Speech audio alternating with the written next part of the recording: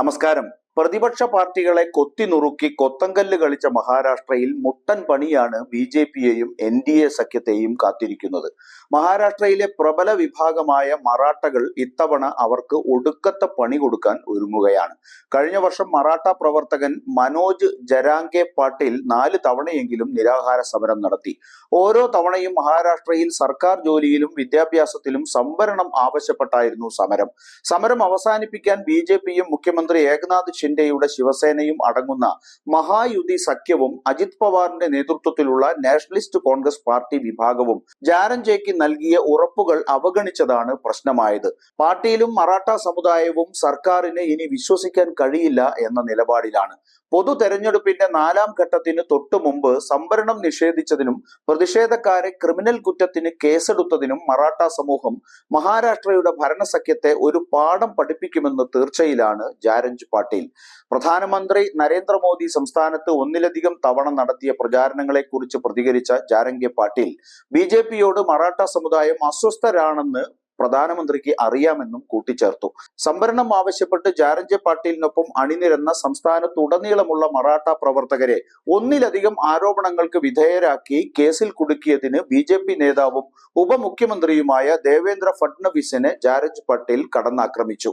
മറാഠ യുവാക്കൾക്കെതിരെ ഫഡ്നവിസ് നടപടി ആരംഭിച്ചതിനെ തുടർന്ന് സമുദായം ബി.ജെ.പിക്കെതിരെ തിരിഞ്ഞെന്നും സമരത്തിൽ ജാരഞ്ച് പാട്ടീലിന്റെ പങ്ക് അന്വേഷിക്കാൻ പ്രത്യേക അന്വേഷണ സംഘത്തെ രൂപീകരിച്ചതിലൂടെ വൈരാഗ്യം കൂടിയെന്നുമാണ് വിലയിരുത്തൽ. മറാഠ സംവരണ പ്രക്ഷോഭത്തോടെ പ്രശസ്തിയിലേക്ക് ഉയർന്ന ജാരംഗെ പാട്ടീലിന് മറാഠ സമുദായത്തിൽ പ്രത്യേകിച്ച് യുവാക്കൾക്കിടയിൽ വലിയ പിന്തുണയുണ്ട്. ബി.ജെ.പിക്കെതിരായ പാട്ടീലിന്റെ പ്രസ്താവനകൾ പാർട്ടിക്ക് വലിയ നഷ്ടമുണ്ടാക്കും. താൻ ഒരു രാഷ്ട്രീയ പാർട്ടിയെയും പിന്തുണയ്ക്കുന്നില്ലെന്ന് മറാഠ നേതാവ് അവകാശപ്പെടുന്നുണ്ടെങ്കിലും അദ്ദേഹം സംസ്ഥാനത്തുടനീളം പര്യടനം നടത്തുന്നത് ബി.ജെ.പിയെ ലക്ഷ്യം വെച്ചാണ്. പ്രത്യേകിച്ചും മറാഠകൾ ഗണ്യമായ സാന്നിധ്യമുള്ള പ്രദേശങ്ങളിലാണ് അദ്ദേഹം പര്യടനം നടത്തുന്നത്. കഴിഞ്ഞ ഫെബ്രുവരിയിൽ ജാരംഗെ പാട്ടീൽ 6 ദിവസത്തെ നിരാഹാര സമരം നടത്തിയപ്പോൾ മഹാരാഷ്ട്ര സർക്കാർ അദ്ദേഹത്തിന്റെ ആവശ്യങ്ങൾക്ക് വഴങ്ങി സമുദായത്തിന് സർക്കാർ ജോലിയിലും വിദ്യാഭ്യാസത്തിലും 10% സംവരണം നൽകുന്ന ബില്ല് സംസ്ഥാന നിയമസഭ പാസാക്കുകയും ചെയ്തു. എന്നാൽ ഉടൻ പുറത്തിറക്കിയ സർക്കാർ പ്രമേയം ഇതുവരെ നടപ്പാക്കിയിട്ടില്ല.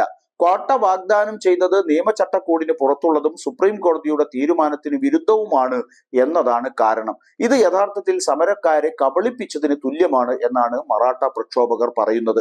സംസ്ഥാനത്തെ ജനസംഖ്യയുടെ 30%-ലധികം വരുന്ന സമുദായം സംസ്ഥാന രാഷ്ട്രീയത്തിൽ ആധിപത്യം പുലർത്തുന്ന വിഭാഗമാണ്. കൂടാതെ സംസ്ഥാനത്തിന്റെ മിക്ക ഭാഗങ്ങളിലും സമൂഹത്തിന് സ്വാധീനമുണ്ടെന്നും നിരീക്ഷകർ വിലയിരുത്തുന്നു. ജാരംഗെ പാട്ടീലിന്റെ നിരവധി ആവശ്യങ്ങളിൽ ഒന്ന് മറാഠ സമുദായത്തിന് കുംബി സമുദായത്തിന് സമാനമായി ഒ.ബി.സി പദവി നൽകുക എന്നതാണ്.